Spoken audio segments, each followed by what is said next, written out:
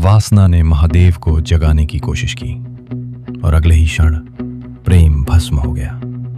लेकिन क्या प्रेम इतना बड़ा अपराध था कि उसे स्वयं महादेव के क्रोध में जलना पड़ा?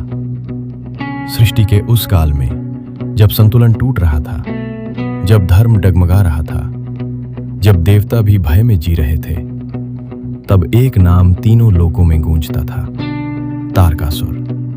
एक ऐसा असुर जिसने तपस्या से वरदान पाया और फिर उसी वरदान को विनाश का हथियार बना लिया। देवता युद्ध करते, हार जाते, फिर प्रयास करते, फिर हार जाते। स्वर्ग कांप रहा था, पृथ्वी रो रही थी और आकाश मौन था। तब तारकासुर का अंत केवल एक ही कर सकता था, महादेव का पुत्र। लेकिन समस्या ये थी, महादेव समाधि में थे। ऐसी समाधि जिसमें न समय था, न संसार, न इच्छा, जहां प्रेम भी प्रवेश नहीं कर सकता था। देवताओं ने विचार किया, अगर शिव नहीं जागे तो सृष्टि समाप्त हो जाएगी। और तब लिया गया सबसे खतरनाक निर्णय, शिव को जगाना होगा। लेकिन शिव को कौन जगा सकता है? केवल एक शक्ति, प्रेम। और इसलिए बुलाया गया कामदेव को। जहां प्रेम है वहां जागरण निश्चित है। लेकिन हर प्रेम सुरक्षित नहीं होता। कुछ प्रेम अग्नि बन जाता है। ये मत कीजिए, आप नहीं जानते ये किसे चुनौती दे रहे हैं। ये महादेव हैं। लेकिन कर्तव्य भय से बड़ा था और प्रेम अपने आप को साबित करने चला। हिमालय की ऊंचाइयों पर जहां श्वास भी धीरे चलती है, वहां बैठे थे शिव, स्थिर, निर्विकार, अचल। और तभी कुछ बदलने लगा। बर्फ पिघलने लगी, हवाएं महक उठी, वृक्षों पर फूल खिलने लगे। ये प्रकृति नहीं थी, ये कामदेव की शक्ति थी। कामदेव ने अपना पुष्प बाण उठाया।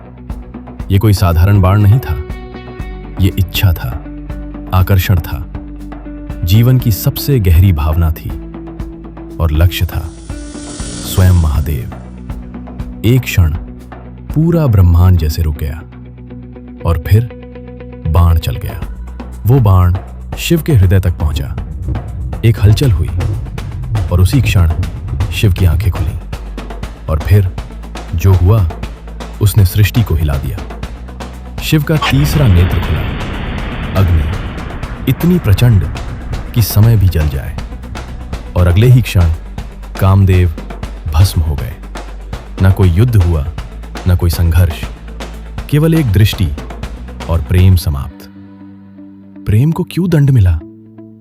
रति का विलाप आकाश में गूंज उठा।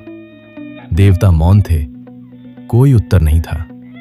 तब शिव ने उन्हें देखा और बोले, प्रेम कभी नष्ट नहीं होता, वो केवल रूप बदलता है।